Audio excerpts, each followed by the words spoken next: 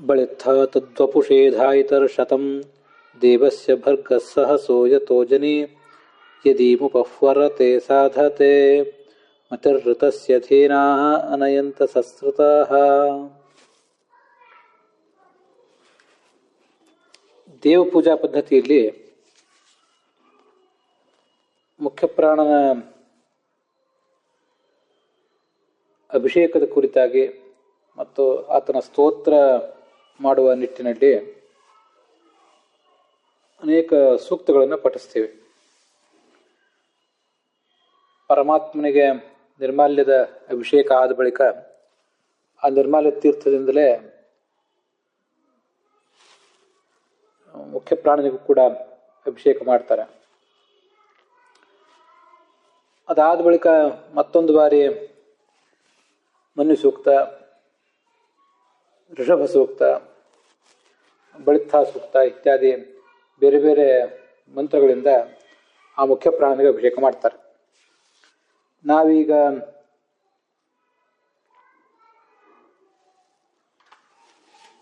ಮನ್ಯು ಸೂಕ್ತ ನೋಡಿ ಮುಗಿಸಿದ್ದೀವಿ. ಋಷಭ ಸೂಕ್ತವನ್ನು ಕೂಡ ನೋಡಿ ಮುಗಿಸಿದ್ದೀವಿ. ಇನ್ನು ಮುಂದೆ ನಾವು ನೋಡಬೇಕಾಗಿರುವುದು ಈ ಬಳಿತ್ಥ ಸೂಕ್ತ ಅಂತ. ಇದಕ್ಕೆ ಪ್ರಾಣಾಗ್ನಿ ಸೂಕ್ತ ಅಂತಲೂ ಹೇಳ್ತಾರೆ. ಋಗ್ವೇದದ ಮೊದಲ ಮಂಡಲದಲ್ಲಿ, ಶತರ್ಚಿ ಮಂಡಲದಲ್ಲೇ ಬರುವ ಸೂಕ್ತ ಇದು.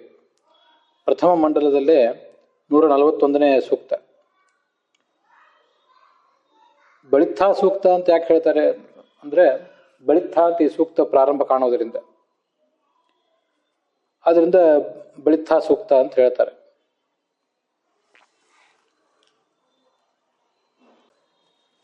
ಪ್ರಾಣಾಗ್ನಿ ಸೂಕ್ತ ಅಂತ ಹೇಳಿದ್ರೆ ಆ ಮುಖ್ಯ ಪ್ರಾಣನನ್ನ ಪ್ರಾಣರೂಪದ ಅಗ್ನಿ ಅಂತ ಹೀಗೆ ಸ್ತುತಿಸಿದಂತಾಗ್ತದೆ. ಆದ್ರಿಂದ ಪ್ರಾಣಾಗ್ನಿ ಸೂಕ್ತ ಅಂತ ಹೇಳೋದು ಹೆಚ್ಚು ಸೂಕ್ತ.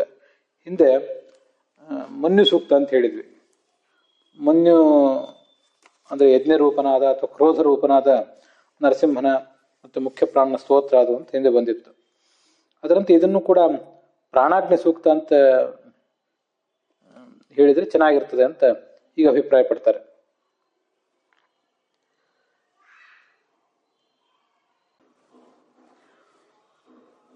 ಈ ಸೂಕ್ತಕ್ಕೂ ಕೂಡ ಉಚಥ್ಯನ ಮಗ ದೀರ್ಘತಮನೇ ಋಷಿ. ಅಗ್ನಿ ಇದರ ದೇವತ. ಕೊನೆಯ 2 ಮಂತ್ರಗಳ ಛಂದಸ್ಸು ತ್ರಿಷ್ಟುಪು. ಮೊದಲು ಬರುವಂಥದ್ದು ಜಗತಿ ಛಂದಸ್ಸು. ದೀರ್ಘತಮ ಋಷಿ ಈ ಮಂತ್ರವನ್ನು ಕಂಡದ್ರ ಬಗ್ಗೆ ಶೌನಕನ ಬೃಹತ್ ದೇವತಾ ಅನ್ನೋ ಗ್ರಂಥದಲ್ಲಿ ಒಂದು ಇತಿಹಾಸ ಕಂಡು ಬರ್ತದೆ. ಸ್ವಯಂಭವ ಮನ್ವಂತರದಲ್ಲಿ ನಡೆದದ್ದು. ಸ್ವಯಂಭವ ಮನ್ವಂತರದಲ್ಲಿ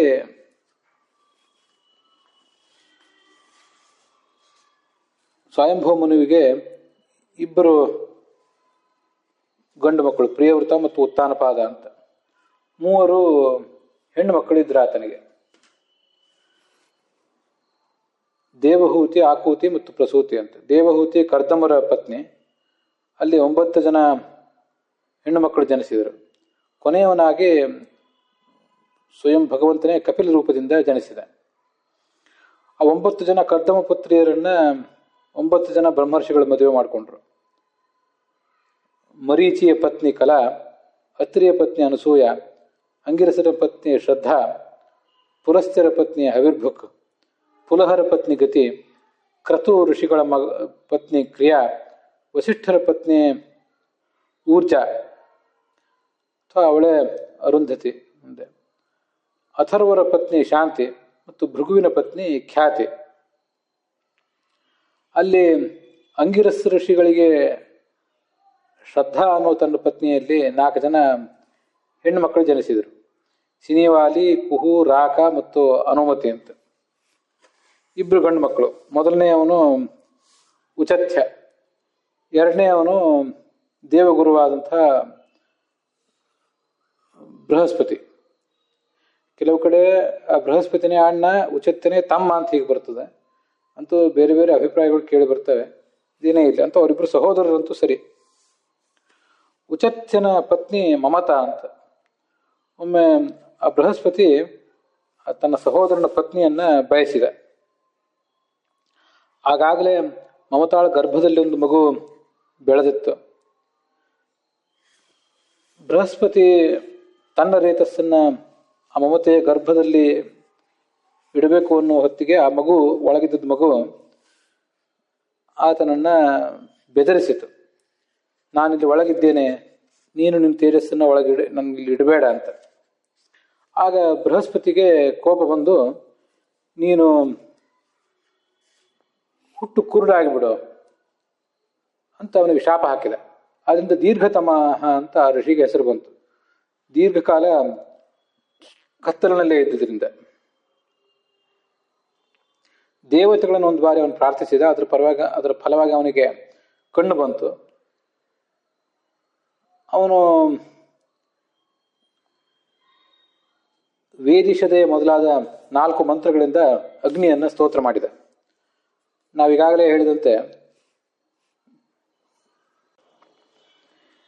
ಬಳಿತ್ಥ ಸೂಕ್ತ ಋಗ್ವೇದದಲ್ಲಿ ಬರ್ತದೆ ಅಂತ ಏನು ನೋಡಿದ್ವಲ್ಲ, ಆ ಬಳಿತ್ಥ ಅನ್ನೋ ಹೆಸರಿನಿಂದಲೇ ಪ್ರಾರಂಭ ಆಗುವಂಥ 4 ಸೂಕ್ತಗಳಿವೆ.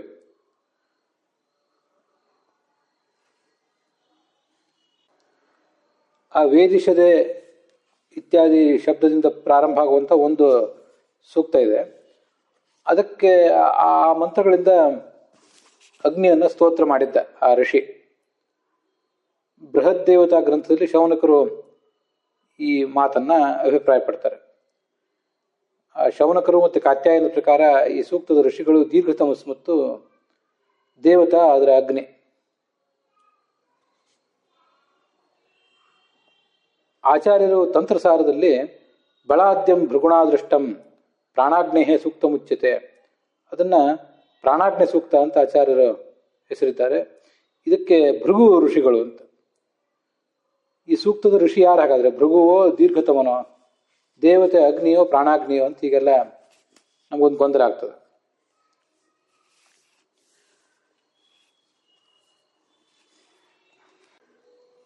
ಅದಕ್ಕೆ ಉತ್ತರ ಹೀಗೆ ನಾವು ಕಂಡುಕೊಳ್ಬೇಕು. ಮನ್ಯು ಸೂಕ್ತಕ್ಕೆ ಮನ್ಯುವೂ ಋಷಿ, ಬ್ರಹ್ಮಾಸ್ಕಂದನೂ ಋಷಿ, ಭೀಮಸೇನನೂ ಋಷಿ ಅಂತ ಹಿಂದೆ ನಾವು ನೋಡಿದ್ವಿ. ಹಾಗೆ ಸಪತ್ನಘ್ನ ಸೂಕ್ತಕ್ಕೆ ಋಷಭನೂ ಋಷಿ, ಭೀಮಸೇನನೂ ಋಷಿ.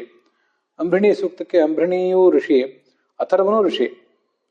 ಅದೇ ಥರ ಇದ್ಲೂ ಕೂಡ ಭೃಗುವೂ ಋಷಿ ಹೌದು, ದೀರ್ಘತಮನೂ ಋಷಿ ಹೌದು. ಅನೇಕ ವೇದ ಮಂತ್ರಗಳಿಗೆ ಬೇರೆ ಬೇರೆ ಜನ ಋಷಿಗಳೇ ಇರ್ತಾರೆ. ಒಬ್ಬನೇ ಋಷಿ ಅಂತ ಇರ್ಬೇಕಂತಿಲ್ಲ. ಮಂತ್ರ ಒಂದೇ, ಅದನ್ನು ಬೇರೆ ಬೇರೆ ಹಂತದಲ್ಲಿ ಬೇರೆ ಬೇರೆ ಸಂದರ್ಭದಲ್ಲಿ ಬೇರೆ ಬೇರೆಯವರು ಕಂಡುಕೊಂಡಿರ್ತಾರೆ ಅಷ್ಟೇ. ಅಥರ್ವನ ಅಂಗಿರಸನ ಸಹೋದರ ಭೃಗು ಅದನ್ನು ಮೊದಲು ಕಂಡ. ಮತ್ತೆ ಅದಾದ್ಮೇಲೆ ಆ ಅಂಗಿರಸನ ಮೊಮ್ಮಗ ದೀರ್ಘತಮಸ್ ಕಂಡ.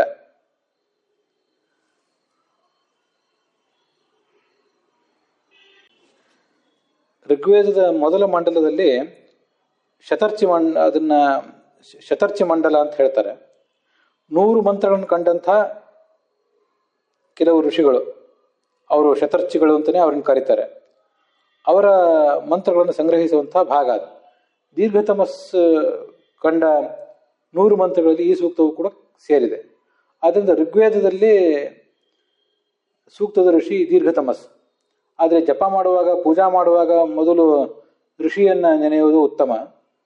ಮೊದಲ ಋಷಿ ಭೃಗು, ಅದಾದ್ಮೇಲೆ ಬಂದ ಋಷಿ ದೀರ್ಘತಮ. ಎಲ್ಲಾ ಋಷಿಗಳಿಗೂ ಎಲ್ಲಾ ವಿದ್ಯೆಗಳಿಗೂ ಕೂಡ ಮೂಲ ಹಯಗ್ರೀವ ರೂಪಿಯಾದ ಭಗವಂತ. ಮತ್ತೆ ಆ ಹಯಗ್ರೀವ ಋಷಿ ಆದ ಬಳಿಕ ಚತುರ್ಮುಖ ಋಷಿ. ಮುಂದೆ ಸಮಸ್ತ ವೇದಗಳ ಮೂಲ ಋಷಿ ಗರುಡ. ಎಲ್ಲಾ ವೇದಗಳು ಋಗ್, ಯಜುಸ್, ಸಾಮ, ಅಥರ್ವ ಈ 4ಕ್ಕೂ ಕೂಡ ವೇದಾಭಿಮಾನಿ ಆದ್ದರಿಂದ ಗರುಡನೇ ಮೂಲ ಋಷಿ. ಮುಂದೆ ಋಗ್ವೇದಕ್ಕೆ ಇಂದ್ರ ಋಷಿ ಅಂತ ಹೀಗೆ ಅದನ್ನು ಕೂಡ ನಾವು ಇಲ್ಲಿ ನೆನಪು ಮಾಡ್ಕೊಳ್ಬೇಕು. ಅದಾದ ಬಳಿಕ ಭೃಗು ಮತ್ತೆ ದೀರ್ಘತಮಸ್.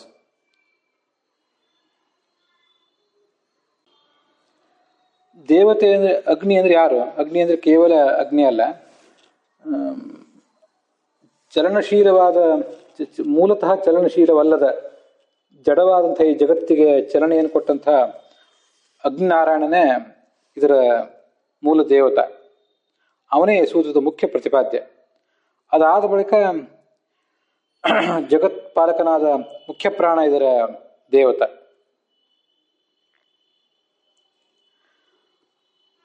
ಅದರಿಂದ ಇದು ಕೇವಲ ಅಗ್ನಿ ಸೂಕ್ತ ಅಲ್ಲ, ಪ್ರಾಣಾಗ್ನಿ ಸೂಕ್ತ. ಜಗತ್ತಿಗೆಲ್ಲದಕ್ಕೂ ಪ್ರಾಣ ಕೊಟ್ಟಂತಹ ಮುಖ್ಯ ಪ್ರಾಣನ ಸೂಕ್ತವೂ ಕೂಡ ಹೌದಿದು.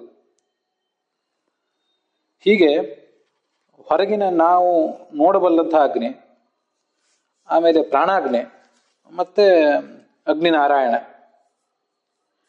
ಹೀಗೆ ಎಲ್ಲರೂ ಕೂಡ ಇದಕ್ಕೆ ದೇವತೆಗಳಾಗ್ತಾರೆ. ಹೊರಗಿನ ಅಗ್ನಿ ಅಂದರೆ ನಾವು ನೋಡಬಲ್ಲಂಥ ನಮಗೆ ಕೈಗೆ ಬಿಸಿಯನ್ನು ಹಚ್ಚುವಂಥ ಅಗ್ನಿ ಇದೆಯಲ್ಲ, ಅದು ಹೊರಗಿನ ಪ್ರತೀಕ.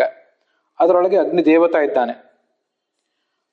ಅದರೊಳಗೆ ಪ್ರಾಣಾಗ್ನಿ ಶಬ್ದವಾಚ್ಯನಾದ ಮುಖ್ಯ ಪ್ರಾಣ ಇದ್ದಾನೆ. ಅವನೊಳಗೆ ಅಗ್ನಿನಾರಾಯಣ ರೂಪದಿಂದ ಭಗವಂತ ಇದ್ದಾನೆ. ಹೀಗೆ ಅದಕ್ಕೆ ಮೂರು ಅರ್ಥಗಳು: ಅಗ್ನಿ ಪರವಾಗಿ, ಮುಖ್ಯ ಪ್ರಾಣನ ಪರವಾಗಿ, ಮತ್ತೆ ಪರಮಾತ್ಮನ ಪರವಾಗಿ.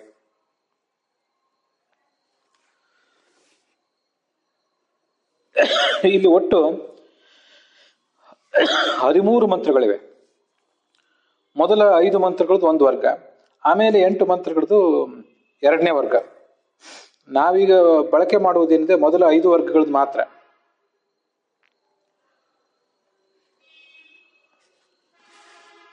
ವ್ಯಾಖ್ಯಾನಕಾರರು ಕೂಡ ಈ 5 ಮಂತ್ರಗಳಿಗೆ ವ್ಯಾಖ್ಯಾನ ಮಾಡಿದ್ದಾರೆ. ಹೆಚ್ಚಿನ ವ್ಯಾಖ್ಯಾನಕಾರರಲ್ಲ, ಅದೇ ಬಳಕೆಯಲ್ಲಿರೋದ್ರಿಂದ.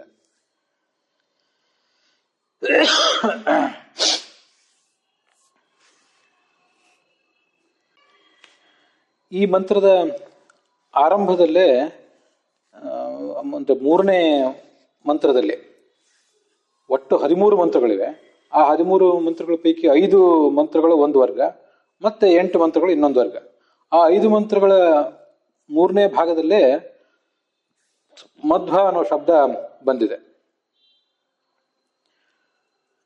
ಮಧ್ವ ಶಬ್ದ ಋಗ್ವೇದದಲ್ಲಿ 88 ಬಾರಿ ಬಳಕೆ ಕಂಡಿದೆ ಅಂತ ಗೋವಿಂದಾಚಾರ್ಯ ಅದನ್ನ ತಿಳಿಸಿದ್ದಾರೆ.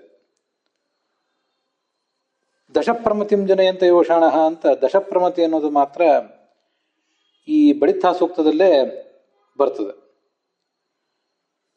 ಆಚಾರ್ಯರು ತಮ್ಮ ಉಪನಿಷತ್ ಭಾಷ್ಯಗಳಲ್ಲಿ, ಬೃಹದಾರಣ್ಯಕ ಉಪನಿಷತ್ ಭಾಷ್ಯ ಮೊದಲಾದ ಕಡೆ ಹನಶಬ್ದೋ ಜ್ಞಾನವಾಚಿ ಹನುಮಾನ್ ಮತಿಶಬ್ದಿತಃ ರಾಮಸ್ಯ ಶ್ರುತರೂಪಸ್ಯ ವಾಚಸ್ತೇನ ಅನಯಂತಹಿ ಅಂತ ಇತ್ಯಾದಿ ಮಾತುಗಳಿಂದ ಅದನ್ನ ಆ ಬಳಿತ್ತಾ ಸೂಕ್ತವನ್ನ ವ್ಯಾಖ್ಯಾನ ಮಾಡಿದ್ದಾರೆ.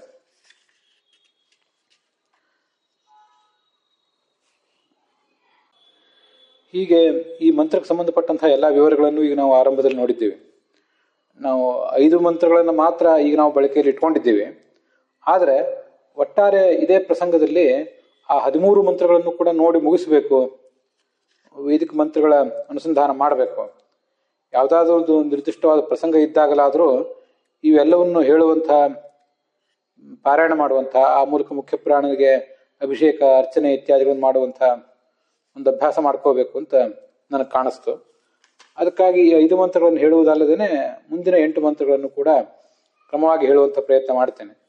ಇದಕ್ಕೆ ಗೋವಿಂದಾಚಾರ್ಯರು ಮತ್ತು ಪುರಾಣಿಕಾಚಾರ್ಯರು ಎಲ್ಲ ಕನ್ನಡದಲ್ಲಿ ಅನುವಾದ ಮಾಡಿದ್ದಾರೆ. ಆಚಾರ್ಯರ ಉಪನಿಷತ್ ಭಾಷೆಗಳಲ್ಲಂತೂ ಅದರ ವಿವರ ಇದ್ದೇ ಇದೆ. ಇದಲ್ಲದೆ ಸಾಯಣಾದಿಗಳ ಭಾಷ್ಯವೂ ಕೂಡ ಇದೆ. ಇದನ್ನೆಲ್ಲ ಗಮನಿಸಿ ನಡುವೆ ಕೆಲವು ಬಾರಿ ನನ್ನ ಅಭಿಪ್ರಾಯವನ್ನು ಸೇರಿಸಿ ಇದರ ವ್ಯಾಖ್ಯಾನವನ್ನ ಈ ಮುಂದೆ ಮಾಡುವ ಪ್ರಯತ್ನ ಮಾಡ್ತೇನೆ. ಅಲ್ಲಿಗೆ ಈ ಭಾಗ ಸಮಾಪ್ತವಾಗಿದೆ.